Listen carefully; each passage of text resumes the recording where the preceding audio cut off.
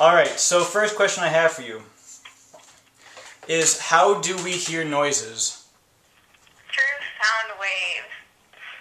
All right, so can you explain a little bit more on that? Well,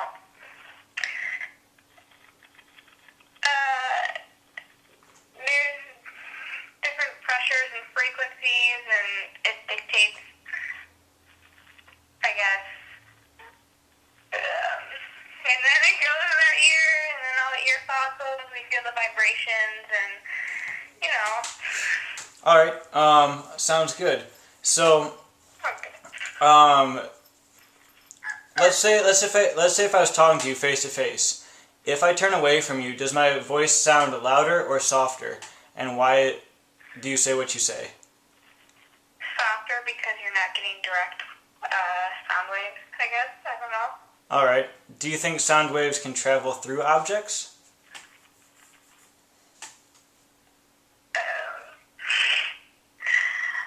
Well, they bounce, but yeah, like, I can still hear you if you're talking through a door.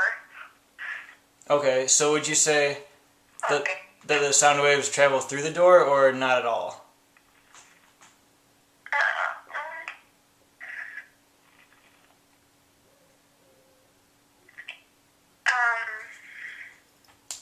I guess, oh goodness. Yeah, I guess because of vibration. Okay. All right, sounds good. Then, how come some sounds sound higher and some sound lower than others? Because of the frequency The frequency. and the amplitude. All right, so what can you tell me about frequency? I believe that if there's a higher frequency or repetition, it's higher.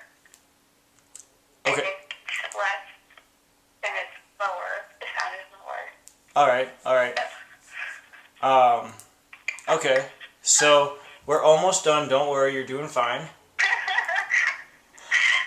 Can you tell me how does the ear work? For sound? Yeah, like kind of like you explained to me about sound waves and frequencies and all that stuff, but how does that all work with the ear? Alright, let me think back to my compass days. Well, first it travels through the outer ear and then hits the canal, which then the vibrations hit the eardrum, which then sends vibrations through the inner ear and all that junk, and then the cochlear, and and then it sends messages through the brain. All right, so it goes. If I'm understanding you correctly, you're saying that it goes from the outer ear into the ear canal, and it goes right to the brain. Well, the inner ear. Okay. Cochlea and all that. There's the three bones, or like the hammer, or whatever it's called. All right. Okay. Then can you tell me how come sometimes your ear pops? The pressures, I guess. I don't know. Okay. Do you think that there's anything physical that happens to your ear?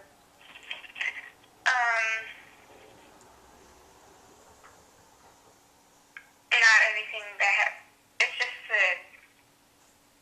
nothing like physical, but just the different pressures and vibrations and whatever crap. All right. So would you say you're picking up good vibrations?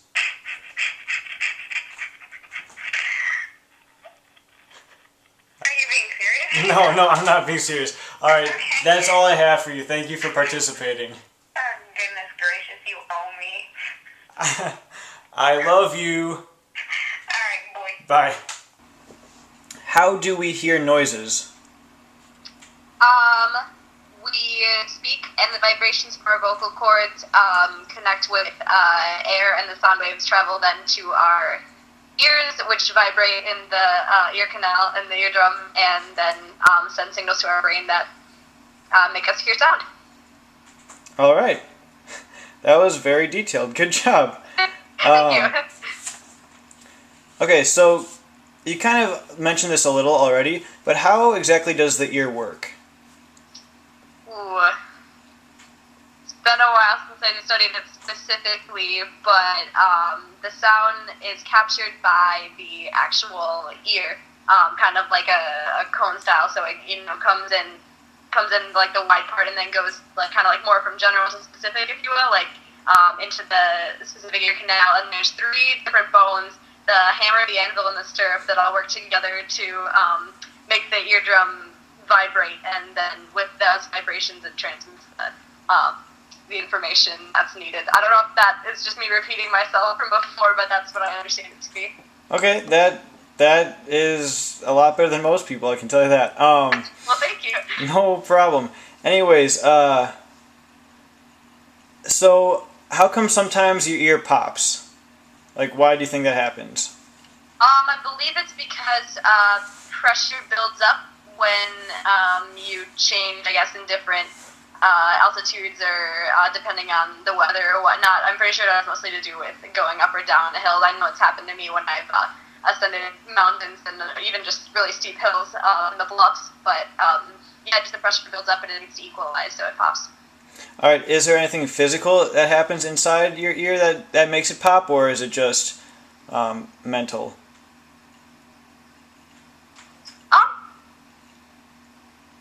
I'm not actually sure. I would anticipate maybe something super small, but I mean, it probably just registers like that small motion as like a larger sound to yourself because everything's magnified because it's your ears. All right, makes sense. All right, so when I asked you about the first question about the whole how do we hear noises, you said something about vibrations. What do you mean by vibrations? Like, where do they come from? Well, I guess the muscles in your body make your vocal cords vibrate, and then because of how air molecules work and how they connect with each other, that I was talking about like the waves before. It changes with like how fast or how slow they're vibrating, and then that transmits to the ear. All right.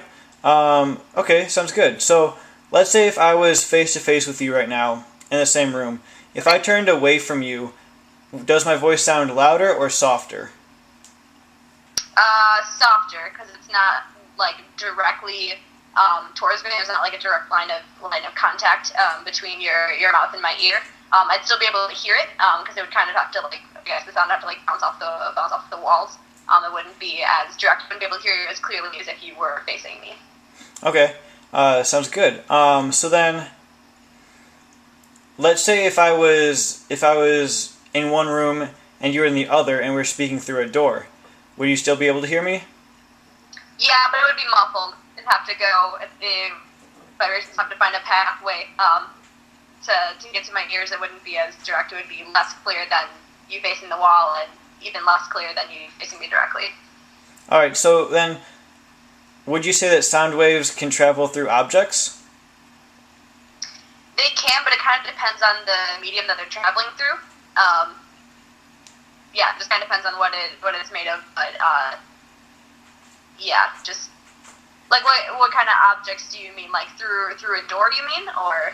Well, yeah, through anything, like a door, a wall, that objects. I would say so, because there's a certain amount of vibration that happens. Yeah. All right, sounds good. And then last question. How come some sounds sound higher and some sound lower than others? Because of how fast the vibrations are. Certainly something of a higher pitch would be vibrating much quicker and for a much higher intensity and duration to reach the ear, and then something lower would be more slower. Like if you were to imagine the waves, the slow waves would be, really kind of like looping and gradual or whatnot, but the high pitch would be much tighter and closer together, the connections between the crests and the troughs of the waves. All right, so how do we hear noises? Hear noises through how it works, but I know the sound waves go through the ears, and then we have some sort of hearing system that goes through eardrum, and then sends signals to the brain, which then converts those signals into something legible. Legible, like you can read it? No, like we can understand. Okay. All right. Interesting. So then, okay, you already said you don't really know specifically how it works, Correct. but what can you tell me about what you do know about how the ear works, other than sound goes in and the brain works? Can I tell you about Any kind of specifics, or? Are you talking like parts of the ear? Or You could go into that. okay, sound waves through the ear canal. There's some things going on back there. I don't know exactly all the Yeah. parts of it. For sure. There's membrane that it passes through, vibrates. All sound is based on vibration, I know that. There you go. It goes through, is it a cortex, maybe? Yeah, I don't know if I can tell you much more than that. All right. And then last question on the ear part of this interview. How come sometimes your ear pops? Do you know? That's based off of different pressure systems All right. applied on your inner ear. All right. So, is there anything physical that happens, or is it just pressure? To my knowledge, it is just the pressure buildup within the inner ear. All right. Sounds good. All right. So before you mentioned sound waves entering the ear canal. Yes. So if I were to, stand up and face away from you, would my voice sound louder or softer? I would say depending on where the sound waves reflect, could be kind of, it really depends, but I think in general if you were facing away from me, usually in most scenarios, yes, you're going to sound quieter. All right. So the sound waves are directed a different way. All right. So then you mentioned that the sound waves may reflect. Yes. Can sound waves travel through objects? Yes, they can go through different mediums. I know sound waves travel at different speeds through different mediums, or also it can be like soundproof stuff that will absorb the sound waves and will not travel through them. But yeah, I know that it definitely can travel through different volumes or